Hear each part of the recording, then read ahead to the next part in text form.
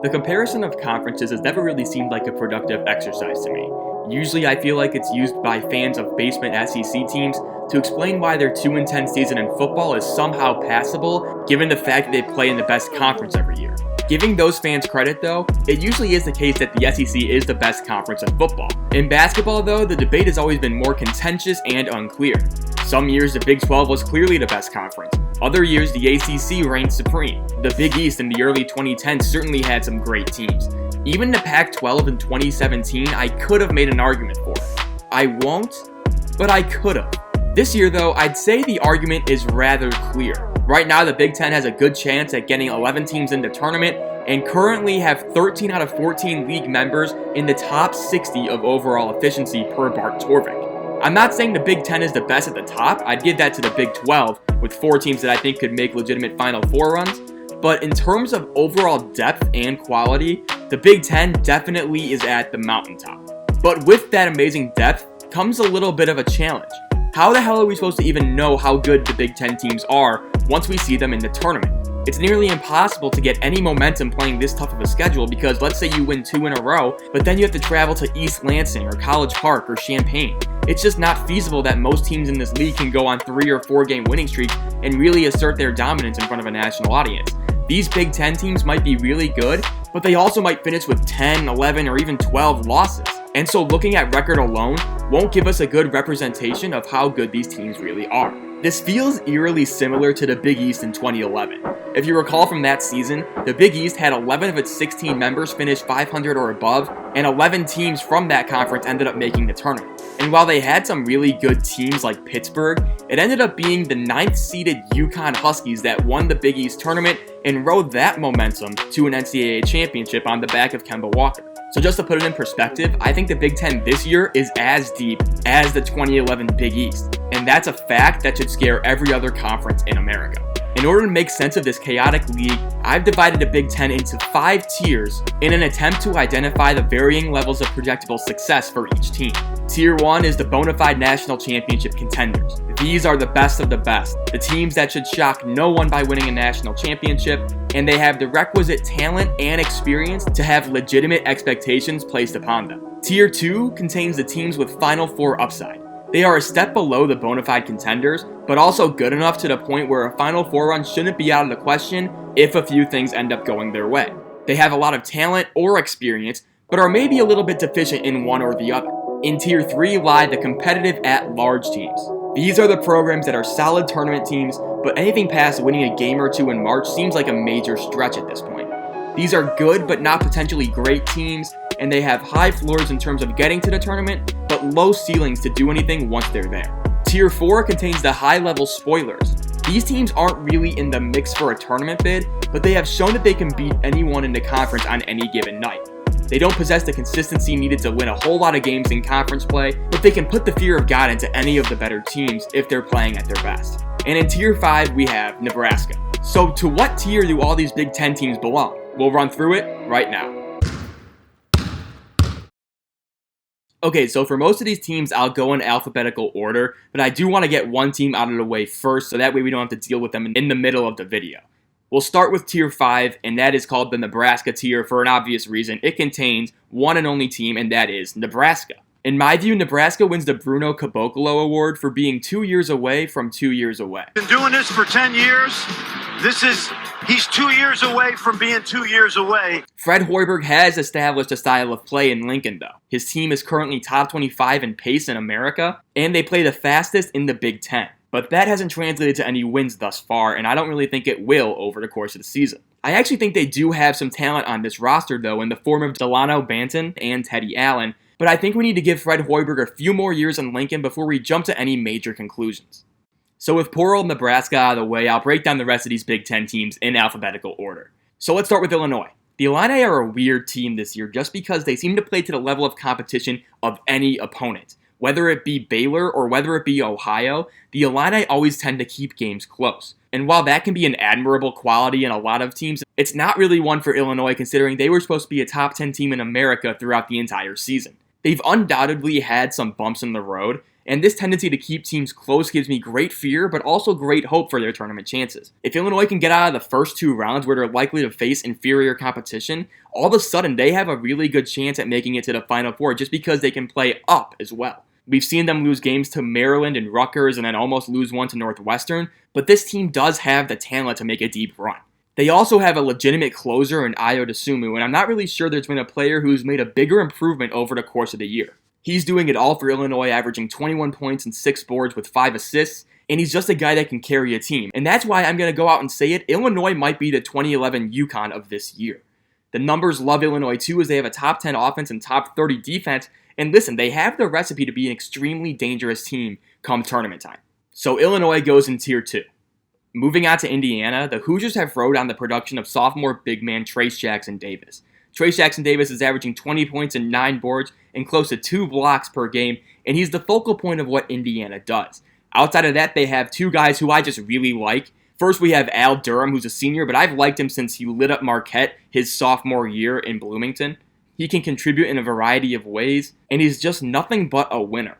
Rob Finney is another guy I really like too, as he's just been an awesome glue guy and an awesome initiator of the offense for Indiana. And he can also hit a big shot when needed. And finally, you get Armaan Franklin, who is back from an injury and just a spark plug, averaging 12 points a game on 47% shooting and 46% from 3. He adds a much-needed perimeter playmaker to this offense since Trayce Jackson-Davis is primarily an interior scorer. In the long run, Indiana might be one of these teams that has a lot of losses in conference play, but I'm definitely betting on them in March because they will be underseeded given their talent level, and their record won't be reflective of how good this team actually is. So we're putting Indiana in tier number 3. So let's talk about Iowa. The Hawkeyes are currently 12-3, and what sets them apart is their insanely efficient offensive attack. They are currently the nation's top team in terms of adjusted offensive efficiency, as they surround their Player of the Year favorite in Luka Garza with elite shooters all over the floor. As a team, Iowa is shooting 38% from 3, and with shooters like Joe Wieskamp, Jordan Bohannon, CJ Frederick, and Keegan Murray, it's easy to see why. Oh, and Luka Garza is knocking down 46% of his threes too. Yeah, he's really good. Let's talk more about him. What makes Garza so unguardable is his touch combined with his strength. There have been plenty of big, strong 6'10 centers with limited athleticism in college basketball. But what separates Garza is how skilled he is. He's averaging 26 points and 9 boards a game, and he's had some crazy nights like 34 points against Iowa State and 33 points against Minnesota. He's dominant on the block as he's shooting 64.9% on twos this year, but if you let him shoot from the outside, you're tempting fate with that as well. He really is college basketball's bully. Now, what worries me about Iowa is its porous defense. I may be over-exaggerating a tad because Iowa is actually pretty average on the defensive end, but it's just not a national championship caliber defense at this point. Iowa is currently 119th in terms of defensive efficiency, and most national championship teams have a defensive efficiency inside the top 20. But given their offense is such a wagon, I'll give them a pass and I'll still put them in Tier 1. So next up we have the Maryland Terrapins, and I actually really like Maryland's roster, especially considering this was supposed to be a rebuilding year in College Park. After the losses of Anthony Cohen and Jalen Smith, there were a lot of questions as to who would take the next step coming into this season, and we have found our answer in Eric Ayala. Ayala has been awesome, and he was the guy who I liked a ton since he was a freshman, and now he's kind of the anchor of this team as he leads them in scoring at 14.4 points a game. Maybe he's miscast as a number 1 scorer, but he's performed quite well given his previous roles in the Maryland system. Dante Scott has definitely made a jump in his sophomore year, and guys like Daryl Morcell and Aaron Wiggins have provided solid veteran presences as well. I'm not sure the level of talent and consistency is quite there for the Terps, and that's why I have them in Tier 4, but I'd like to think this is more of a Tier 3.5 placement, because they certainly could sneak into the field if they keep winning big games. They already have wins over Wisconsin, Minnesota, and Illinois, so if they can just hold serve on games they're supposed to win and then maybe snag one more big win, I think they have a legitimate chance to get into the tournament. So Maryland, Tier 4. Alright, let's go to Michigan. I just want to preface this by saying that I think that Gonzaga and Baylor are certainly the top 2 teams in America, but I'd argue that Michigan is the best team without a discernible weakness. They are really good in just about everything. They are top 10 in both offensive and defensive efficiency. They go 8 to 9 deep every single game. They have stabilizing guards in Columbia transfer Mike Smith and Eli Brooks. 7-footer Hunter Dickinson has been awesome for them and is the team's leading scorer at 15 points a game. Franz Wagner and Isaiah Livers give Michigan 2 guys on the wing that can shoot it well and guard defensively. And off the bench, you have Chaundee Brown, who's really been a two-way force for the Wolverines thus far. I want to focus on Isaiah Livers, though. The senior leads the Wolverines in minutes played with 31 a game, and while he isn't the flashiest player on the team, he's by far the most reliable. He averages 14.6 points a game along with 6 boards, and his experience shows in his calmness on the floor. He's scored 10 or more points in 12 out of 14 games this season, and he's shooting 94% from the free throw line and 44.6% from 3. Livers isn't the team's best NBA prospect, but he's just a reliable option to score the ball, and that's what makes him Michigan's most valuable player. As evidenced by the tier name, I think Michigan's ceiling is a national championship. They're that good where they can go head-to-head with about anyone in the country, and I'd give them more than a fighting chance. Michigan takes the top spot in the Big Ten for me, and that's why they are in Tier 1. So now let's go cross-state over to East Lansing and talk about Michigan State. So the Spartans were in between Tiers 2 and 3 for me. On the optimistic side, the team certainly has awesome talent. I really like Aaron Henry on the wing, Joey Hauser has been a really nice addition for them as a stretch 4, and Rocket Watts provides intensity on both ends of the floor for their perimeter attack. Throw in Coach Izzo, and I really wanted to put them in Tier 2 just because I know what an underachieving Michigan State team can do in the tournament. But this year, I actually think Tom Izzo might be the biggest problem with the Spartans. So far, Izzo has used 6 different starting lineups, and that may not seem like a lot, but most of the Big Ten teams this year have used no more than 4. And it isn't like all of this is due to injury. This is Izzo tinkering with various lineups to see what works. And while I think that's a fair exercise to some degree, I really think the Spartans are just struggling with their confidence. Every time they play, it feels like they're walking on eggshells, they're afraid to make a mistake, and this team just doesn't have the fearlessness of a Denzel Valentine or a Cassius Winston. It's much more reined in, and I think that's hurting them. They're trying to be perfect, and that's not an attainable goal. So as much as I want to put them in Tier 2, right now I just don't see the difference makers and confidence needed to put them there. So I'll put the Spartans into Tier 3. Let's continue with Minnesota. The Golden Gophers have had a really solid year so far, but there are some weird trends emerging. For example, all of their losses have been by more than 10 points, which is really strange. And these losses aren't the result of free throws at the end inflating the margin of victory. These were demolitions. 25 at Michigan, 27 at Illinois, 15 at Iowa. But then they have some nights, usually at the barn, where they look like a top 10 team. They worked Michigan at home, they beat Iowa at home, they beat Ohio State at home. So it's clear that they are very hit or miss. Marcus Carr, though, has been phenomenal. The junior guard is averaging close to 21 points a game and 5 assists, and he has shown the ability to just go nuclear and take over games, as evidenced by a 30-point outburst against Iowa on Christmas Day. Liam Robbins is a transfer center from Drake, and he blocks literally anything that comes near the rim. The 7-footer is currently blocking 2.6 shots a game, and he leads the Big Ten in block percentage. Minnesota's Achilles heel, though, is its 3-point shooting. The Golden Gophers are shooting an abysmal 29.5% from 3 as a team, but luckily I think there might be a potential fix to this. I'm calling it the Kalsher solution. Gabe Kalsher is known as a great shooter, and coming into this year he was a career 37.2% 3-point shooter. But this year, he's living through an ice age and is only hitting on 22% of his triples. If he can really turn it around as we enter the last month and a half of the season, maybe Minnesota could even jump up to Tier 2, but right now, I'm most comfortable having them squarely in Tier 3. Let's talk about Chicago's Big Ten team now. Northwestern has been an absolute roller coaster this season. Chris Collins' shift to the 5-out offense led to some better-than-expected results early in conference play as they went on a 3-game winning streak that featured defeats of Michigan State, Indiana, and Ohio State. Since that winning streak, though, the Wildcats have suffered through 7 consecutive losses and have come back to the relative level of expectation entering the season. Still, this team showed flashes that it could compete on given nights. But as the season has worn on, it's clear that Northwestern is just at a talent and athleticism deficit that's too difficult to overcome consistently in the Big Ten.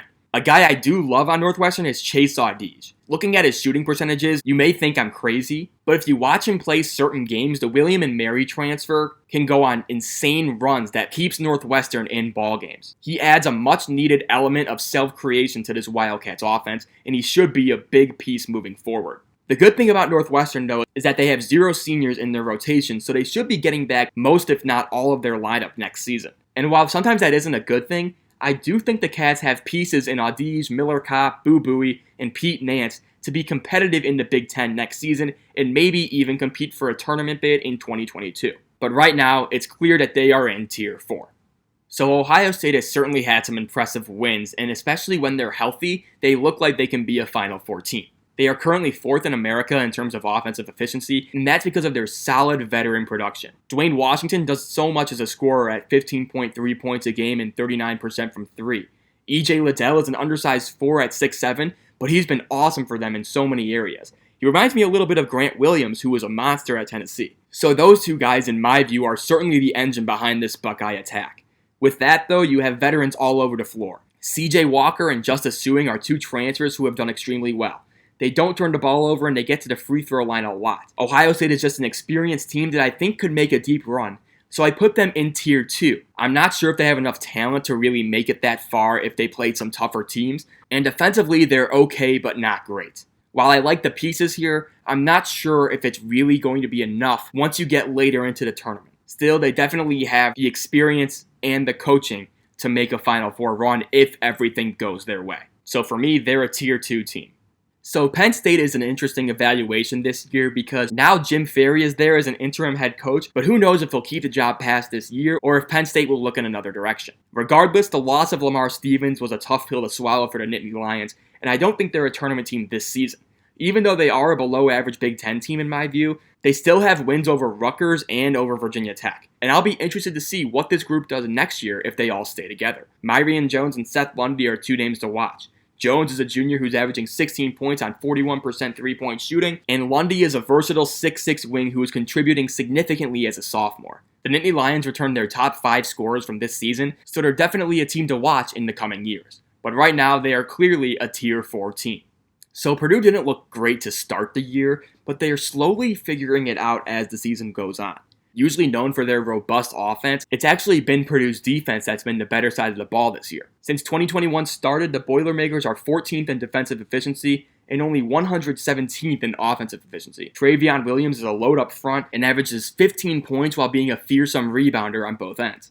I think their perimeter lacks explosivity, but two guys I'm willing to buy stock in long term are Brandon Newman, who is hitting 40% of his threes, and freshman Jaden Ivey. While Ivey hasn't looked super comfortable yet, he did hit a game winner against Ohio State, and he does have that athleticism and frame to be an impact Big Ten player. I'm not sure if Purdue can really create enough offense to be that dangerous, as they're only shooting 28.6% from 3 in 2021, but again, they're just another solid team in the Big Ten that can hang with the big boys on any given night. This team doesn't have Final Four potential in my estimation, but they're certainly going to get a tournament bid, and that's why I have them in Tier number 3. Oh, Rutgers. What looks like America's team in early December has now quickly fallen to barely being New Jersey's team as we approach February. I legitimately don't know what the hell happened to Rutgers. They have an awesome perimeter cohort consisting of Geo Baker, Jacob Young, and legitimate NBA prospect in Ron Harper Jr. They just got their first win in January after dropping the first 5 games of the month, and I'm not really sure what to think about the Scarlet Knights. My guess is that it's maybe just a cold shooting stretch. From the beginning of the season through December 31st, Rutgers was shooting 39% from 3 and had the 11th best offense in the country. They also scored nice wins over Syracuse, Illinois, and Purdue in that time period as well. Since the start of the new year, though, the Rutgers offense has been awful. They are only shooting 30% from 3 this month, and they don't get to the line at all either. And when they do get to the line, they're only knocking down around 58% of their free throws. Which Rutgers shows up in February and March? Your guess is as good as mine. But right now, they are clearly a Tier 3 team. So did you know that Wisconsin's starting lineup is older than the Chicago Bulls lineup? Did you? Did you? Did you know that? Wisconsin is the same as ever, though. They play slow, like really slow. And I'm worried about their offensive production. Sure, they're top 25 in offensive efficiency, but I don't think they can score on demand like some of the other top teams. They are a classic example of a team that needs to play at a certain pace in order to win. Take this into account. When Wisconsin holds teams to under 65 points, they are undefeated. When the opponent scores over 65, they're only 3-4. That worries me. But overall, Wisconsin's experience gives them a chance at making a run. Demetric Trice is this team's most important player, as he's the only one on the roster that I can trust to create his own shot. When he's hitting, Wisconsin can go really far. Other than that, they have really good players like Nate Reavers and Brad Davison, but Trice is the one that moves the needle for me. So Wisconsin clearly has the experience. I mean, their starting lineup is older than the Chicago Bulls starting lineup on average, if you didn't know that. But I'm not sure the talent is necessarily great enough, and that's why they go into Tier number 2. So let's take a look at how all this shook out. So in the Nebraska tier, we have Nebraska. In the high-level spoilers tier, we have Maryland, Northwestern, and Penn State. In the competitive at-large tier, we have Rutgers, Minnesota, Purdue, Michigan State, and Indiana. In the Final Four upside tier, we have Illinois, Ohio State, and Wisconsin. And in the bona fide national championship contender tier, we have Michigan and Iowa. So it's clearly been a very chaotic Big Ten season, and I expect that to continue as we enter the back half of conference play. But as I have hopefully demonstrated, there are plenty of Big Ten teams this year that can do some serious damage in the tournament, and that's why they are the nation's top conference. Let me know if you agree.